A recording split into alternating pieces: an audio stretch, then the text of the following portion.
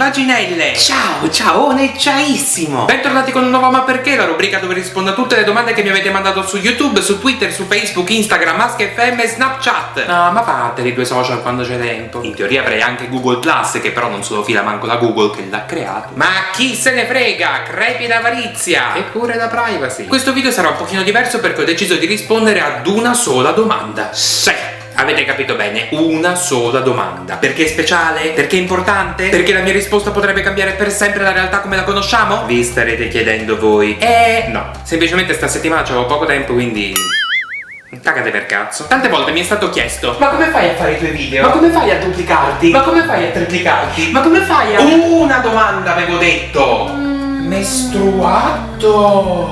Sì, che ho pensato di rispondervi facendo un mini tutorial su come cacchio fare a fare le cose che faccio. Iniziamo subito elencando le cose che ci servono per questo tutorial: un canale YouTube, un qualcosa per registrare, un computer, un buon programma di montaggio, un rosario per quando dovremo cominciare a montare il video, un calendario con l'elenco completo dei santi da interpellare con poetiche esclamazioni quando il montaggio fa schifo, un angolino in cui rannicchiarsi per la disperazione e un coinquilino, perché può tornarci sempre utile per far finta di avere ancora una vita sociale. La primissima cosa che faccio prima di registrare un video è scriverlo. No, non è vero. La prima cosa che faccio è...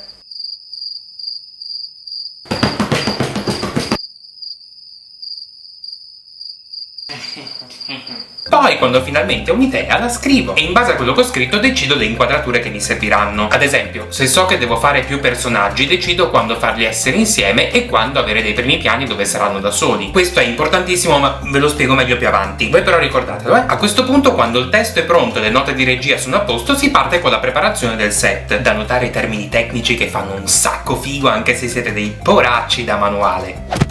Imparateli e usateli senza ritegno. A seconda del video che volete realizzare può bastare un pezzetto di muro bianco in modo che non si veda il disastro armadiologico che vi circonda perché non avete mai tempo di mettere a posto, oppure un fondale a tinta unita o una parte di casa vostra, come il letto, la cucina, il salotto. La disposizione degli oggetti poi deve interessarvi solo se rientrano nell'inquadratura. Ad esempio, in questo video dove mi siedo a guardare la TV, poco importa che la TV in realtà sia alla mia sinistra e non di fronte a me, tanto non si vede. Sarà poi la magia del montaggio che vi farà credere che sta di fronte a me. Nei miei video uso spesso l'inquadratura del letto, innanzitutto perché è comodo, ma perché dà anche un senso di pienezza alla scena. Non è assolutamente vero. Giro sul letto perché non ho voglia di incasinare il salotto, sennò poi il mio coinquilino si incacchia, giustamente, e mi strozza nel sonno strangolandomi con le mie parrucche. Ma noi diciamo che dà un senso di pienezza alla scena.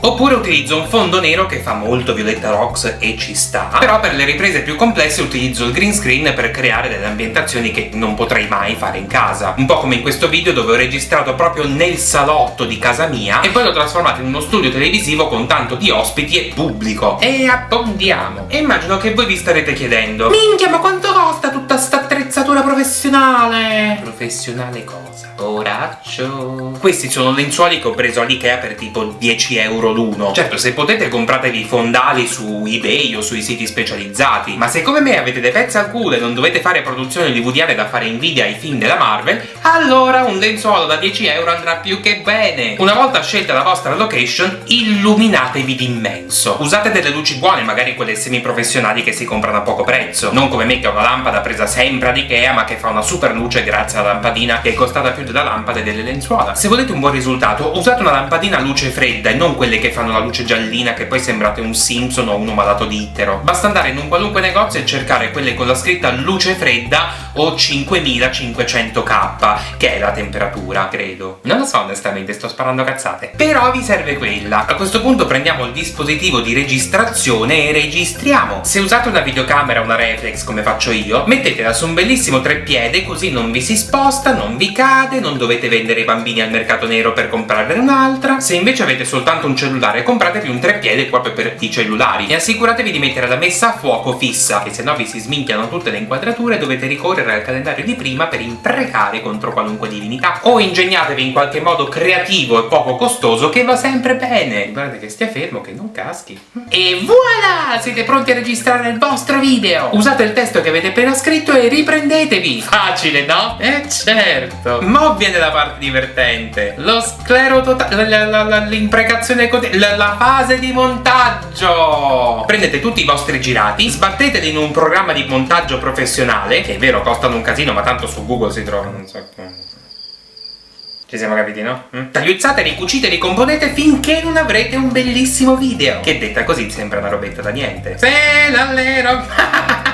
Come fare un buon montaggio? Sbattetevi! Non è che ci sia un modo giusto o sbagliato per fare un buon montaggio. Semplicemente dovete sbattervi un po'. Se non sapete da dove cominciare, aprite YouTube, cercate dei tutorial molto più utili di questi e sbattetevi come dei tarantolati. L'ho già detto che dovete sbattervi, sì? Io ho iniziato che non avevo assolutamente idea di come fosse fatto un video. Non che ora sia cambiato qualcosa, però. Con un po' di pratica adesso riesco a dare una parvenza di senso alle cose che ho registrato. Se non siete molto esperti, fate cose semplici. E poi nei tempi morti tra un video e l'altro, se mai ne avrete uno, giocate con i filtri, le funzioni del vostro programma e pian pianino inserite quello che avete imparato nei vostri prossimi video. È un lavoraccio, un lavorone che vi porta via un sacco di tempo, la vita sociale e qualche anno di vita, ma almeno avrete la soddisfazione di aver fatto qualcosa con le vostre manine e che sia proprio come l'avete pensata voi, più o meno. E adesso vi svelo il segreto per interagire con voi stessi, che è la cosa che più mi avete chiesto. Facciamo un esempio molto pratico. Ciao, come stai? Bene, grazie, tu? Io tutto ok, a parte sto mal di testa che mi sta uccidendo. Lascia stare che io ho cagotto a spruzzo da 3 giorni e sembro un airwick. Ma che schifo! Mi ha fatto un po' anche adesso.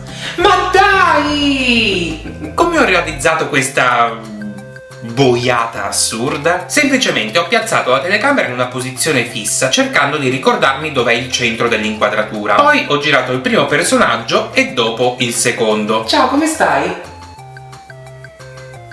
Io tutto ok, a parte sto mal di testa che mi sta uccidendo. Avete visto che ho fatto delle lunghe pause tra una battuta e l'altra? Ecco, questo è il mio segreto per fare in modo che le battute sembrino realmente dette a qualcuno. Una volta che i due video sono sovrapposti, faccio coincidere la fine di una parola con l'inizio dell'altra. Il tempo vuoto, dove sto fermo il più possibile, lo allungo o lo accorcio per far combaciare le battute seguenti. Tagliando poi l'immagine a metà avrete l'illusione di essere nella stessa inquadratura. Ta-da! Vi ricordate che prima vi avevo detto di segnarvi sul testo quando far apparire i personaggi insieme e quando in primo piano? Bene, questa cosa vi servirà per quando sbagliate a fare una registrazione e non potete porre rimedio all'errore. Vi faccio vedere questo esempio. Qui avevo detto una roba tipo a caso e ho dovuto tagliare il video. Però ovviamente si vede lo stacco tra una battuta e l'altra. Perciò che ho fatto? Ho ficcato delle facce per coprire la minchiata. Non solo sembra che io sia stato fenomenale a ricordarmi tutto il testo, ma questo escamotage dà anche un po' di dinamicità al video, proprio come nei film. Uno parla, noi vediamo l'altro che l'ascolta e poi inquadrano di nuovo quello che continua a parlare, poi l'altro che intanto si è preso un caffè. Tutto questo serve perché alla fine l'occhio si annoia di meno perché l'inquadratura cambia di continuo e quindi siamo più concentrati su quello che succede. Nel nostro caso semplicemente non facciamo vedere che siamo dei mega poracci imperiali e che abbiamo scazzato tutto quanto.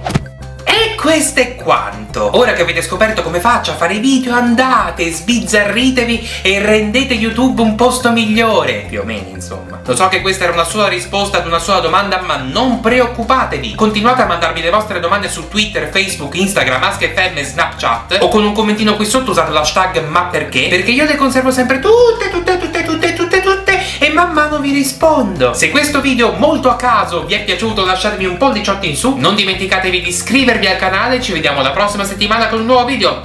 Ciao! Ciao anche da me e da me. Ma basto io, no? E io chi sono, il figlio storpio della serva? Sei una seconda ripresa montata in post-produzione, non esisti, cretino. Cretino sarai tu che stai parlando con me anche se sono una... Adoro avere il potere. Mai lasciare troppo spazio ai propri personaggi, perché poi finisce male, ve lo dico io. Finisce male. Malissimo.